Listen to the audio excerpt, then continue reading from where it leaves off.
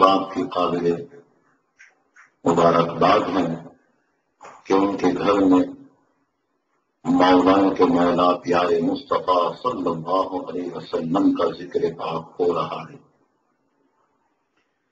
شیخ محقق شاہ عبدالحق محدث دہلوی رحمۃ اللہ تعالی علیہ ما ثبت من السنہ فی ایام السنہ کتاب میں فرماتے ہیں کہ جہاں ذکر پاک مصطفیٰ صلی اللہ علیہ وسلم ہوتا ہے، رحمتوں کا نزول ہوتا ہے، برکتوں کا نزول ہوتا ہے، تو انشاءاللہ ان رحمتوں کی برسات میں ہم سب الحمدللہ متمتع ہوں گے۔ قرآن مجید فرقان حمید کی جو آیت کریمہ تلاوت کی ہے 26واں سپارہ ہے، ارشاد باری تعالیٰ ہے ان اکرمکم عند اللہ اتقاکم، تم میں سب سے زیادہ معزز اور مکرم اللہ کی بارگاہ میں وہ ہے جو اللہ تعالیٰ سے زیادہ ڈرنے والا ہے۔ ہم اپنے خیال میں، اپنے گمان میں، اپنے فہم میں یہ سمجھیں کہ ہم اللہ کی بارگاہ میں بڑا مقام رکھتے ہیں، تو عزیزان گرامی ہمیں غور کرنا ہوگا کہ ہم اللہ تعالیٰ سے کتنا ڈرتے ہیں۔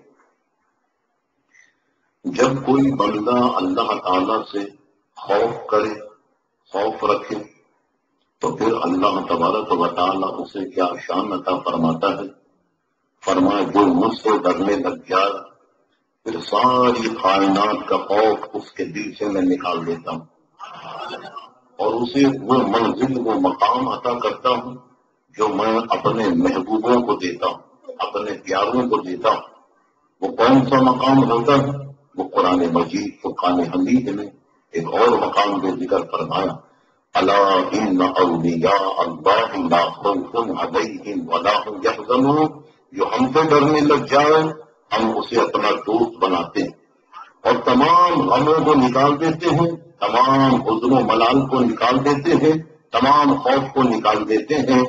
یہی وجہ ہے کہ آپ تاریخ اسلام پڑھیے، آپ احادیث مقدسہ ملاحظہ فرمائیے، صحابہ کرام علیہم رضوان، تابعین اعظام، امام حسین رضی اللہ تعالی، دیگر بزرگان دین، اولیاء کاملین، ان کی شان یہ عزیزان گرامی وہ بڑے سے بڑے کام کر گئے، کسی سے ڈرے نہیں، کسی سے دھمکے نہیں، یہاں تک کہ جب کوئی اللہ سے ڈرنے لگ جائے تو عزیزان گرامی پھر اس کی شان کیا ہوتی ہے؟ ہم نے باب الکرامات میں یہ حدیث پڑھی، حضرت سفینہ رضی اللہ تعالیٰ حضور کے صحابی، مشکات میں یہ حدیث موجود ہے، کسی جنگ میں وہ قیدی بنا لیے گئے، بڑے مشکل سے وہ قید سے چھوٹ کر نکل گئے۔ اب جب نکل کے جنگل میں پہنچے تو کہتے ہیں کہ جنگل میں تو آپ جانتے ہیں پرندے، سامنے سے آ گیا شیر، حضرت سفینہ حضور کے صحابی، حضور کے غلام، اللہ سے ڈرنے والے، ان کی کیا شان تھی، جب شیر سامنے آیا تو نہ ڈرے، نہ دھمکے، نہ سہمے، نہ بھاگے۔ یہاں تو گلی کے کونے پر کتا بیٹھا ہو تو آدمی وہاں سے نہیں گزرتا، ارے بھائی کہیں پیچھے نہیں لگ جائے، تم گھر تک نہیں چھوڑ کر آئے۔ لہٰذا غور کیجیے صحابہ کرام علیہ رضوان کی شان، اللہ سے ڈرنے والوں کی شان کتنی اعلیٰ۔ سامنے سے شیر آ گیا، نہ تو ڈرے، نہ دھمکے، نہ سہلے، نہ بھاگے اور نہ خوف کیا، بلکہ اور سینہ تان کر کھڑے ہو گئے اور فرمانے لگے، اے شیر سن، میں پیارے مصطفیٰ کا غلام ہوں۔ جیسے ہی یہ فرمایا عزیزان گرامی تو ہوا کیا؟ شیر نے عزیزان گرامی بالکل بلی کی طرح ہو گیا، جیسے پالتو بلی ہوتی ہے، آپ کھانا کھا رہے ہو تو وہ بلی وہیں چکر لگاتی رہے گی، یہ پالتو کتا ہوتا ہے جیسے چاروں طرف پاؤں کی طرف لپٹنے لگتا ہے۔ حضرت سفینہ سے وہ شیر عزیزان گرامی اس طریقے کا سلوک کرنے لگا، حضرت سفینہ اس پر بیٹھ گئے اور حضرت سفینہ بیٹھنے کے بعد آپ چل دیے، جہاں تک جانا تھا وہاں تک پہنچے۔ حدیث شریف میں ہے شیر نے انہیں اتارا، رجا، پھر وہ لوٹ گیا، کس طرف؟ جنگل کی طرف۔ حضرت سفینہ کا یہ واقعہ مشکات شریف میں تو موجود ہے، اس حدیث کی شرح میں علماء نے جو لکھا عزیزان گرامی سننے کے قابل، پر غور کیجیے، حضرت سفینہ نے یہ کہا کہ اے شیر، میں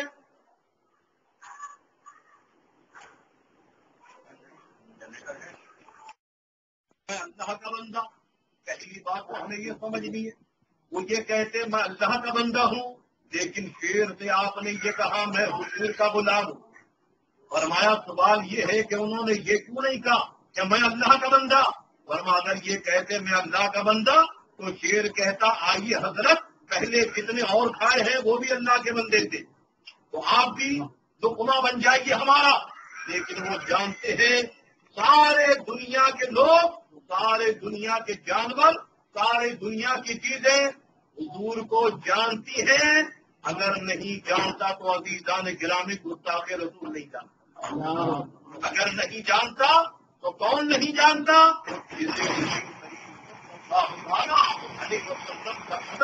ہو گیا کہ اللہ تبارک و تعالیٰ کے نیک بندوں کی شان کتنی اعلیٰ کتنی بالا ہے۔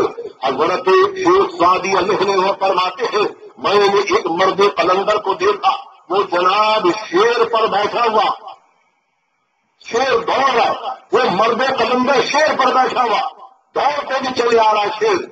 حضرت شیخ سعدی فرماتے ہیں میں حیرت سے دیکھ رہا تھا کہ شیر پر بیٹھ کر آ رہا ہے، اور میری حیرت کی انتہا نہ رہی جب اور قریب آ گیا تو میں نے دیکھا کہ ایک بہت بڑا اژدہا اس نے ہاتھ میں لپیٹا ہوا ہے اور ہینٹر کی طرح شیر کو مارا۔ حضرت شیخ سعدی کے جب قریب سے گزرا تو حضرت شیخ سعدی ڈر کے تھوڑا کنارے ہوئے، وہ صاحب کہنے لگے تمہیں ڈر لگ رہا؟ حضرت شیخ سعدی نے کہا یہ شیر ہے، تمہیں ڈر نہیں لگ رہا؟ انہوں نے جواب دیا جو اللہ سے ڈرنے والا بن جائے وہ کسی سے نہیں ڈرتا، ساری چیز اس کی تابع ہو جاتی ہے۔ لہذا عزیزان گرامی اور فرمائیے ان اکرمکم عند اللہ اتقاکم، بے شک اللہ تبارک و تعالیٰ کے دربار میں سب سے معزز وہ ہے جو اللہ تعالیٰ سے ڈرنے والا ہے۔ آج آپ غور فرمائیے خوف کئی قسم کا ہوتا ہے، خوف بہت قسم کا ہوتا ہے۔ ہم اور آپ کہیں سمجھے شیر بجلی کا خوف ہوتا ہے؟ نہیں عزیزان گرامی، کسی کو نوکری چھوٹنے کا خوف، کسی کو جناب مکان خراب ہو جانے کا خوف، کسی کو کاروبار خراب ہو جانے کا خوف، کسی کو کسی چیز کا خوف۔ لیکن فرمایا اللہ کے نیک بندوں کی شان یہ ہے کہ وہ کسی معاملے میں خوف نہیں کھاتے۔ اس کی وجہ کیا ہوتی ہے؟ اس کی وجہ یہ ہوتی ہے وہ سارے معاملات میں اللہ سے لو لگاتے ہیں اور اللہ کی بارگاہ میں عرض کرتے ہیں حسبنا اللہ و نعم الوکیل نعم المولا و نعم النصیر، مولا تو ہمارے لیے کافی ہے، تو ہی بہترین کارساز ہے، تو ہی بہترین کام بنانے والا۔ اللہ تو کارساز ہے لیکن عزیزان گرامی بندہ جالساز ہے، بندہ تو اپنا جال بن رہا ہوتا ہے، اللہ تعالیٰ سے لو لگا ہٹا لیتا ہے، اور جب کام بگڑنے لگ جائے تو پھر آپ غور کیجیے کیا کہتے ہیں یا اللہ رحم فرما، یا اللہ رحم فرما۔ عزیزان کرام مسلمان کی شان تو یہ ہے کہ مکان بنائے تو اللہ کے نام سے شروع کرے، کوئی کاروبار شروع کرے تو اللہ کے نام سے شروع کرے۔ یہاں تک کہ مسلمان کی شان تو یہ ہے کہ گھر میں کھانا بھی کھاتا ہے تو اللہ کا نام لے کر کھاتا ہے۔ ویسے تو آدمی جب کھانا کھائے اللہ کا نام لیتا ہے، اور اسی طریقے سے گھر سے نکلے اللہ کا نام لے کر، اللہ کا نام لے کر گھر میں داخل ہوتا ہے۔ میں کہنا یہ چاہتا ہوں کہ جب بندہ اللہ کو یاد کرتا ہے تو اللہ تعالیٰ اسے عزت عطا فرماتا ہے، اسے شان عطا فرماتا ہے۔ ہم اور آپ اللہ کا ذکر کیسے کرتے ہیں؟ برا مت مانیے گا۔ ایک صاحب کو کہنے لگے جناب یہ امام صاحب مسجد میں تراویح پڑھاتے ہیں، بھول تو بہت زیادہ ہے۔ ہم نے انہیں بتایا کہ بھائی جو نمازی ہوتے ہیں وہ وضو درست کریں، اس کی وجہ سے بھی امام کو لقمہ بہت زیادہ لگتا ہے۔ ابھی 2-3 دن پہلے کے بعد ایک صاحب ہم سے مغرب کی نماز کے بعد کہنے لگے کہ بتائیے ایک مسئلہ۔ میں نے پوچھا کیا؟ کہنے لگے کہ ایک صاحب کا ہمارے برابر میں نماز پڑھ رہے تھے اور وضو ان کا ٹوٹ گیا، لیکن انہوں نے پوری نماز پڑھی، صحیح کیا انہوں نے یا غلط؟ ہم نے ان سے کہا سب حرام کام کیا انہوں نے، جس کا وضو ٹوٹ جائے نماز میں اس کی نماز ہی ٹوٹ گئی۔ اب نماز پڑھنا کیا معنی رکھتا ہے؟ اسے تو چاہیے فوراً صفوں سے نکل جا، بلکہ حدیث شریف میں فرمایا صفوں کو چیرتا ہوا نکل جا۔ عزیزان گرامی کہنا یہ چاہتا ہوں کہ جب بندہ اللہ کا ذکر، اللہ کا نام تو نام، جب بندہ یہ عمل کرنے لگ جائے تو اللہ کا خوف کہاں رہا؟ اللہ تبارک و تعالیٰ کا خوف کہاں رہا؟ خوف خدا بندی تو یہ ہے کہ بندہ نماز پڑھ رہا ہو تو اللہ تعالیٰ کے خوف سے لرز رہا ہو، نہ جانے کہ اللہ کی بارگاہ میں مقبول بھی ہوگی یا نہیں، نہ جانے اللہ تعالیٰ اسے قبول بھی فرمائے گا یا نہیں۔ پیارے مصطفیٰ صلی اللہ تعالی علیہ وسلم کی شان کتنی اعلیٰ! حضور نبی کریم علیہ السلام کو کسی صاحب نے سلام کیا، اور اس موقع پر سلام کیا کہ جس وقت حضور نبی کریم صلی اللہ علیہ وسلم استنجا فرما رہے، وہ صاحب سلام کرنے لگے۔ حضور نبی کریم علیہ السلام فارغ ہوئے، حضور نے تیمم فرمایا، تیمم فرمانے کے بعد پھر انہیں کہا وعلیکم السلام۔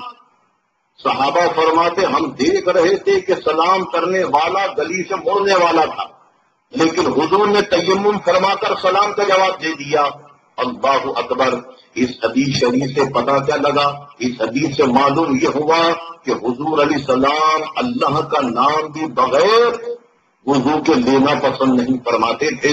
جس طریقے سے بزرگان دین سے یہ بھی یہ بات ثابت ہے، حضرت سلطان محمود غزنوی رحمت اللہ تعالی نے، بہت بڑے عزیزان گرامی اللہ کے ولی گزرے، وہ اپنی مسند پر بیٹھتے، ان کے غلام تھے ایاز کے ایک بیٹے تھے جن کا نام انہوں نے حضور کے نام پر رکھا تھا محمد۔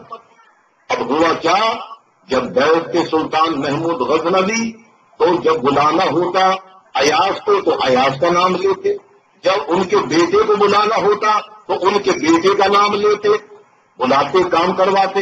ایک دن کیا ہوا، بادشاہ سلامت مسند اپنے سلاد پہ بیٹھنے کے بعد انہوں نے دو چار باتیں کرنے کے بعد ایاز کے بیٹے کو بلانا چاہا تو کہا یا ابن ایاز، اے ایاز کے بیٹے۔ جب یہ پکارا تو ایاز کا ماتھا تھنا گیا، ہمارے لڑکے سے کوئی غلطی ہو گئی، آج ہمارے لڑکے کا نام نہیں لیا، ورنہ ہمارے لڑکے کا نام لیتے ہیں، آج لڑکے کا نام کیوں نہیں لیا؟ جب بادشاہ سلامت خلوت میں گئے تو بادشاہ سلامت سے جناب ایاز نے کہا کہ حضور مجھ سے کوئی غلطی ہو گئی؟ فرمان نہیں۔ کہا حضور میرے لڑکے سے کوئی غلطی ہو گئی؟ فرمان نہیں۔ فرما پھر تم آپ جب اپنے مسند پر بیٹھے تو آپ نے میرے لڑکے کا نام نہیں لیا، آپ جب بھی مجھے میرے لڑکے کو پکارتے تو محمد کہہ کر پکارتے تھے، آج آپ نے کہا یا ابن ایاز، اس کی کیا وجہ ہے؟ حضرت سلطان محمود غزنوی کی خبر کو اللہ تعالیٰ روشن فرمائے، کیسے عاشق تھے، کیسے حضور کی محبت، کیسا حضور کا ادب۔ کہنے لگے اے ایاز، غلطی تم سے نہیں ہوئی، تمہارے لڑکے سے نہیں ہوئی، غلطی ہم سے ہو گئی۔ کہا کیا حضور؟ فرمایا ہم جب بھی اپنی مسند پر بیٹھتے ہیں تو باوضو بیٹھتے ہیں، لیکن آج ہم باوضو نہیں تھے، تمہارے لڑکے کا نام مصطفیٰ کے نام پر ہے، ہم یہ پسند نہیں کرتے کہ حضور کا نام بے وضو لیا جائے۔ سبحان اللہ تو کہہ دو بھائی۔ لہذا عزیزان گرامی غور کیجیے، بزرگان دین حضور کے نام کا کتنا ادب کرتے تھے۔ آج ہم اہل سنت و جماعت اسی بات کی ترویج کرتے ہیں کہ حضور کا ادب کرو، حضور کے نام کا ادب کرو، انشاءاللہ ساری دنیا میں زندگی میں جنات عزتیں ملیں گی۔ لیکن جب کوئی نام مصطفیٰ صلی اللہ تعالی علیہ وسلم کا ادب کرنا چھوڑ دے، حضور علیہ السلام سے محبت نہ کرے، عزیزان گرامی پھر وہ صرف نام کا مسلمان ہے، باقی اس کے اندر کچھ نظر نہیں آتا۔ آپ جانتے ہیں کہ کوئی شخص بھی آپ کے سامنے آئے، آپ اسے دیکھ لیتے ہیں بات کرنے کے طریقے سے، اٹھنے بیٹھنے کے طریقے سے کہ بھائی آدمی کس اسٹیٹس کا ہے، لیکن اسی طریقے سے جاننا ہو کہ مسلمان ہے، عاشق رسول ہے، تو عزیزان گرامی چہرے سے نظر آئے گا، مہرے سے نظر آئے گا، بات کرنے سے نظر آئے گا۔ اسی طریقے سے جب بھی بات کرے گا عشق کی بات کرے گا، محبت کی بات کرے گا، اللہ کے رسول کی سنت کی بات کرے گا، پیارے مصطفیٰ کی بات کرے گا۔ صحابہ کرام علیہم رضوان جب بھی آپس میں بیٹھتے تھے تو ہماری اور آپ کی گفتگو سنی تو عزیزان گرامی نہ جانے کن کن ٹاپک پر ہوتی ہے۔ صحابہ کی اکثر نشست جب ہوتی تو وہ حضور کی باتیں کرتے، صحابہ کرام علیہ رضوان پچھلے انبیاء کی باتیں کرتے تھے. آج عزیزان گرامی ہماری نوجوان اگر اس بات کو جناب غور کریں اور اپنے اندر دین سیکھنے سکھانے کا شوق پیدا کرے، نہ جانے کتنے مسائل عزیزان گرامی یاد ہو جائیں. پہلے نوجوان کیا کرتے تھے؟ بزرگوں کی محفل میں بیٹھا کرتے تھے، بزرگوں کی محفل میں چپ چاپ بیٹھے سنتے رہتے تھے. وہ 1 گھنٹے بیٹھتے تھے تو ایسا لگتا تھا کہ 1 مہینے کا مطالعہ کر لیا. سمجھے آپ؟ کبھی کوئی بزرگ کوئی واقعہ سنا رہے ہیں، کبھی کوئی واقعہ سنا رہے ہیں، کبھی کسی سنت کا تذکرہ کر رہے ہیں. لیکن اب بزرگوں سے بھاگ رہے ہیں، بزرگوں سے دور ہو رہے ہیں، بزرگوں سے عزیزان گرامی جان چھڑا رہے ہیں. بعض لوگ تو کہتے ہیں ابا کی شکل دیکھیں گے 2 مہینے ہوں گے، بعض لوگ کہتے ہیں ابا کی تو شکل دیکھنے کو ملتی نہیں ہے. عزیزان گرامی اگر بچہ اپنے ماں باپ کا فرما بردار بن جائے تو ایمان سے کہیے روزانہ اگر اپنی ماں کے تھوڑے سے پاؤں پکڑ لے، دبا لے، والد کی خدمت کر لے تو کتنی ڈھیر ساری دعائیں مل جائیں گی. لیکن آج تو جناب فیشن یہ ہو گیا کہ بچہ الگ کمرے میں، ماں باپ الگ کمرے میں، آپس میں ملنے کا کوئی تعلق نہیں ہے. صبح ہوتی ہے ابا تو کام پہ چلے جاتے، یہ جناب کالج چلے جاتے ہیں، معاملہ عزیزان گرامی بہت دور کا ہو گیا. لہذا ضرورت کس امر کی ہے؟ ہم اپنے بچوں کو عشق رسول سکھائیں، اپنے بچوں کو عشق رسول سمجھائیں. صحابہ سے پوچھا گیا بتائیے ہم اپنی اولاد کو کیا چیز سکھائیں؟ فرما اپنی اولاد کو عشق رسول سکھاؤ، اپنی اولاد کو محبت رسول سکھاؤ. بعض بزرگان دین کے واقعات میں نے یہ پڑھا کہ رات کو وہ جب بیٹھتے تو جناب کہتے حضور علیہ السلام کا یہ واقعہ تم نے سنا؟ بچے کہتے نہیں سنا. وہ ان کو وہ واقعہ سناتے، پھر دوسری بات سناتے، 2-4 واقعہ سنانے کے بعد کہتے اب جاؤ آرام کرو، سو جاؤ. آج کا بچہ ضد کرتا ہے اماں کہانی سناؤ تو اماں اپنی طرف سے کہانی بنا کر اسے سناتی.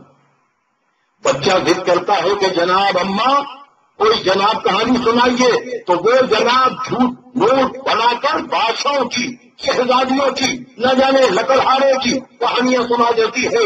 ارے عزیزان گرامی ایمان سے کہیے ہمارے گھروں میں ہمارے علماء کی لکھی ہوئی کتابیں موجود ہوں، ہم وہ 1 برس پڑھ کے سنائیں. یہ واقعہ ہے. آپ اپنے گھر میں سچی حکایات لا کے رکھیں. بہترین کتاب میں واقعہ لکھنے کے بعد آخر میں اس کا نتیجہ لکھا، اس سے جو مسائل نکلے وہ بھی لکھا. اگر آپ اسے روزانہ 2-4 واقعات سنائیں آپ کو خود بھی مزہ آئے گا، دوسروں کو بھی مزہ آئے گا. حضور نبی کریم علیہ السلام کے واقعات تو اس قدر ہے آپ ساری زندگی سناتے رہیے ختم نہیں ہوگے.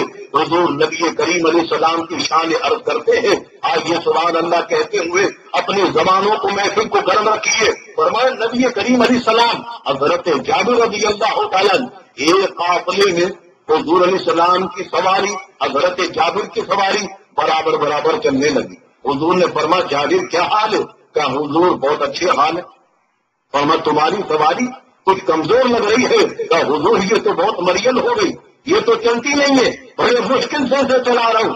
حضور نے فرمایا ذرا قریب کرو. قریب کروایا. نبی کریم علیہ الصلوۃ والتسلیم نے آپ کے دست مبارک میں لکڑی تھی، وہ لکڑی اس سواری کو لگائی. جس طریقے سے پونچھا دیتے ہیں نا وہ آپ نے کیا. فرماتے جب سے حضور نے اسے پونچھا دیا اپنی جناب لکڑی اسے لگائی، فرما وہ سواری تو ایسی تیز رو ہو گئی ایسا لگتا تھا جیسے ڈبل انجن لگ گیا.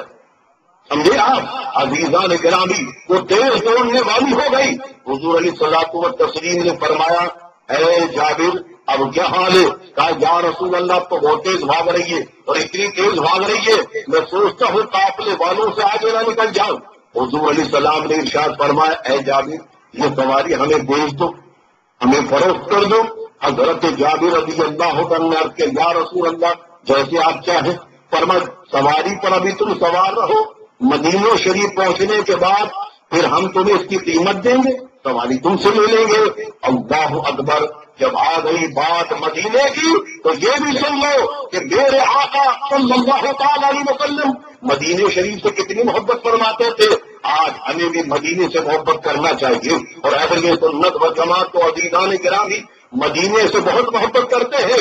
اور کیجیے حضور علیہ السلام جب کسی سفر سے واپس لوٹتے صحابہ فرماتے ہم دیکھتے حضور اپنی سواری کو ایڑیاں لگا رہے اور تیز کر رہے ہیں، اور نبی کریم علیہ السلام کے صحابہ اور حضور علیہ السلام دوران سفر کیا کرتے؟ یہ جیسے امامہ شریف ہے اس کا شملہ یوں رکھتے تاکہ گرد و غبار وہ چہرے پر نہیں لگے، لیکن جیسے ہی مدینے شریف میں داخل ہوتے حضور علیہ السلام کو دیکھا کہ وہ جناب شملہ جو چہرے پر نقاب کے طور پر ڈلا ہوا تھا وہ ہٹا دیا، اور ہٹانے کے بعد صحابہ تو حضور کی پیروی میں لگے ہوئے تھے، جیسے ہی دیکھا کہ حضور نے نقاب ہٹایا ویسے ہی تمام صحابہ نے بھی ہٹا دیا۔ کسی نے عرض کیا یا رسول اللہ یہ آپ نے ہٹا دیا، ہم نے بھی ہٹا دیا۔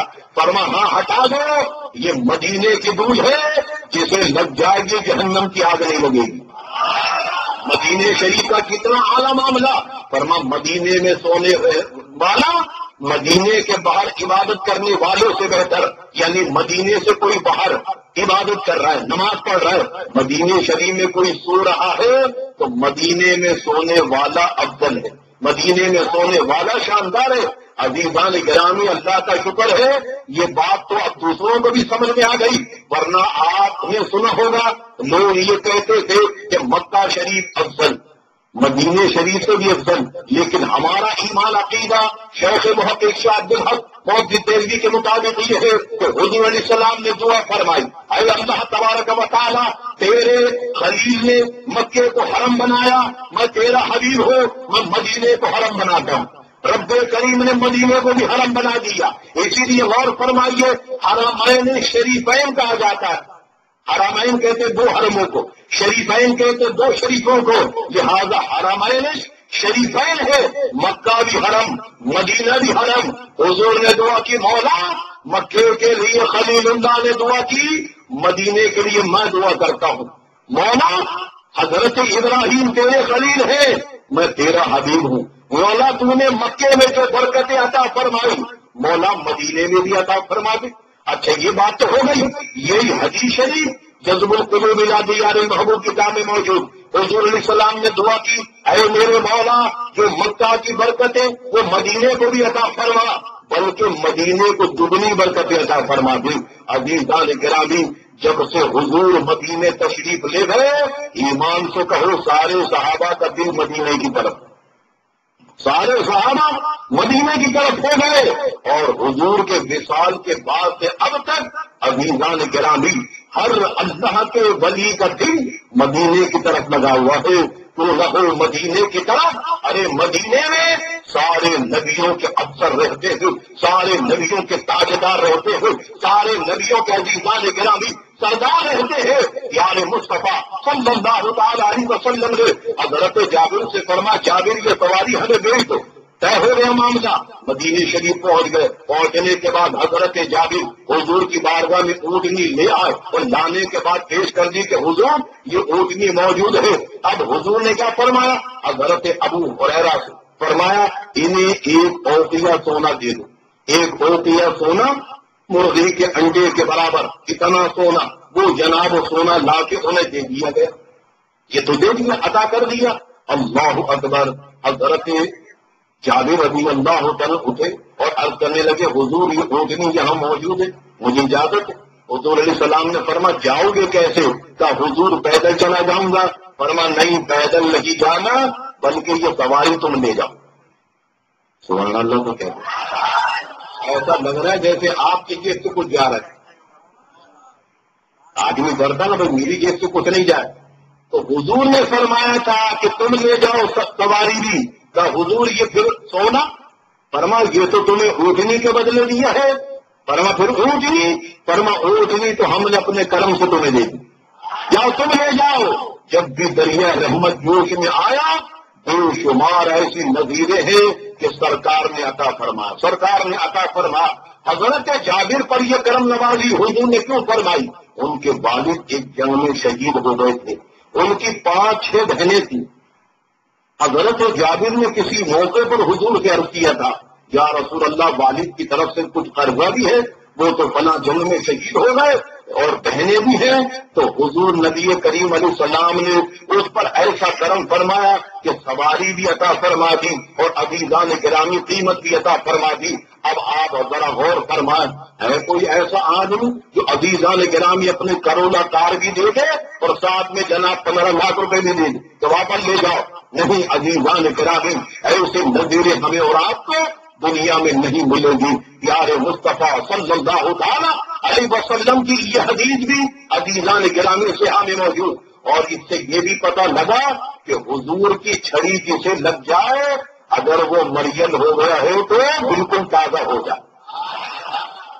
یہ بات یوں بھی سمجھ میں آتی ہے کہ جب آدمی دنیا میں مصروف ہو جاتا کمانے میں، کھانے میں، بنانے میں، لگانے میں، تو آدمی کا دل مردہ ہونے لگتا ہے۔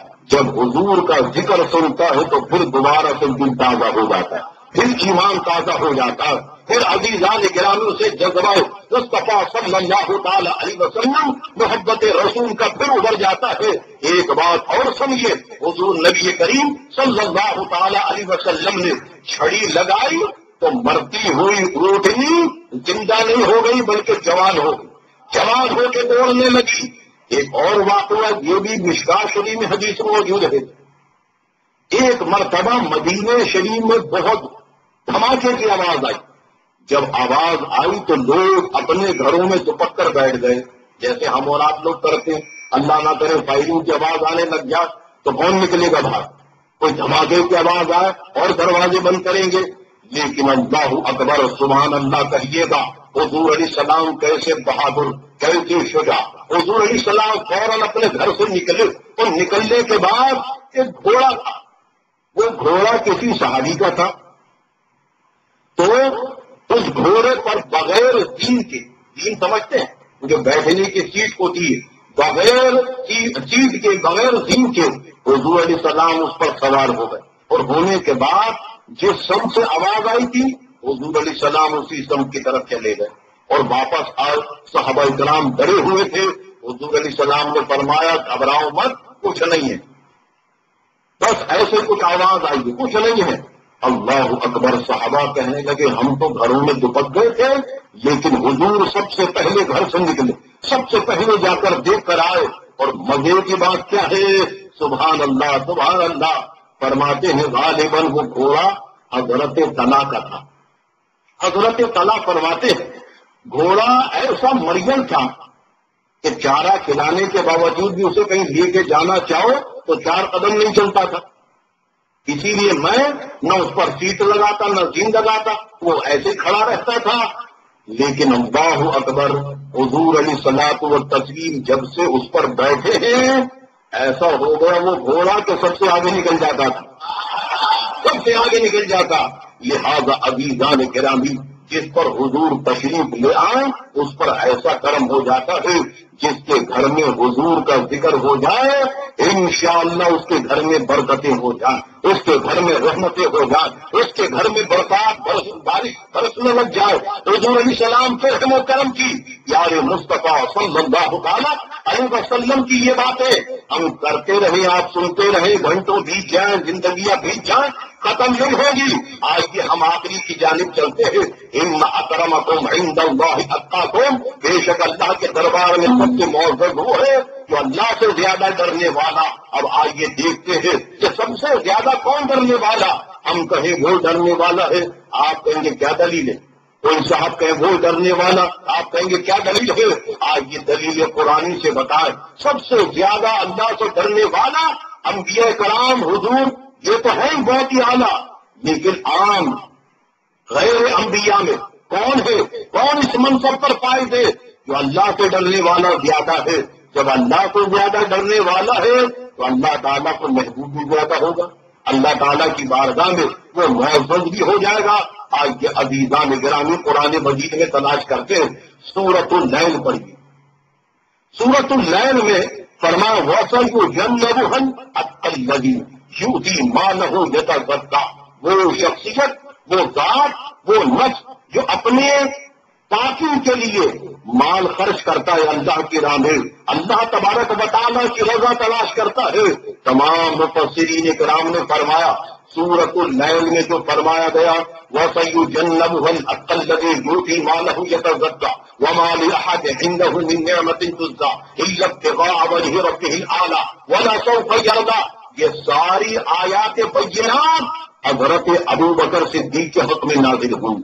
وہ کیا کرتے تھے؟ وہ جو حضور کے ایمان لائے ہوئے غلام تھے، حضور کریم علیہ السلام پر ایمان لا چکے تھے، لیکن تھے وہ جناب مشرکین کے ہاتھوں میں، تو حضرت ابو بکر صدیق انہیں خریدتے ان غلاموں اور آزاد کر دیتے.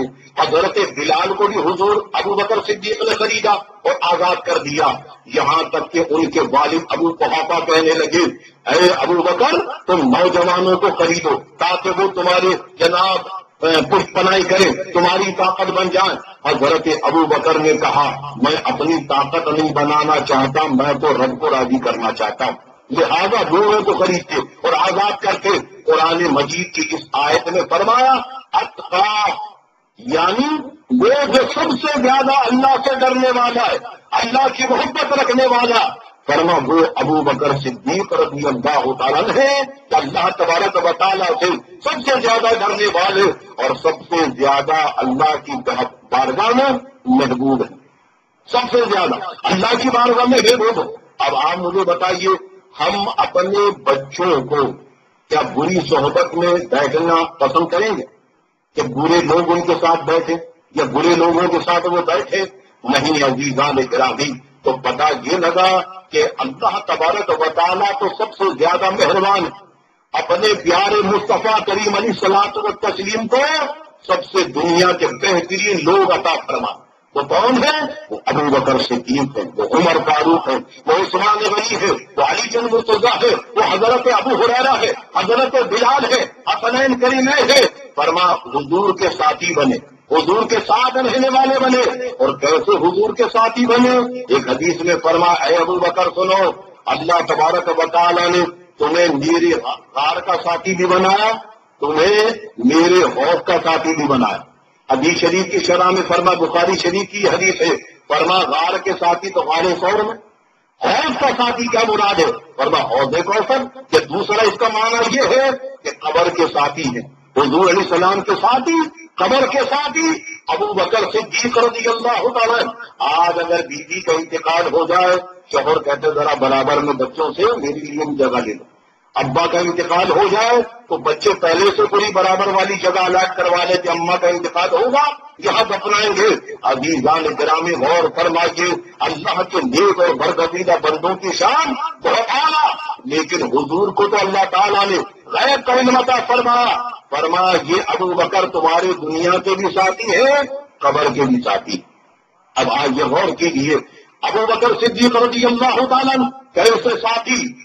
مکہ میں ساتھ، شب ہجرت ساتھ، غار ثور میں ساتھ، مدینے میں ساتھ، بدر میں ساتھ، احد میں ساتھ، ہر جگہ ساتھ ہیں، اور آج مزار مصطفیٰ میں بھی ساتھ ہیں.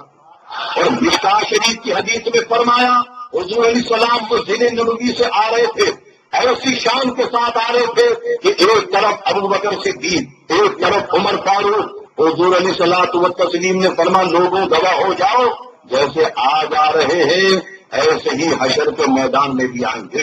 عزیزان گرامی، تو پتہ یہ لگا کل قیامت میں بھی حضرت ابو بکر صدیق حضور کے ساتھ ہوں گے. اور یہ ساتھ ہم نے اور آپ نے نہیں تھا، بلکہ قرآن مجید میں فرمایا اذ یقول لصاحبہ لا تحزن ان اللہ معنا.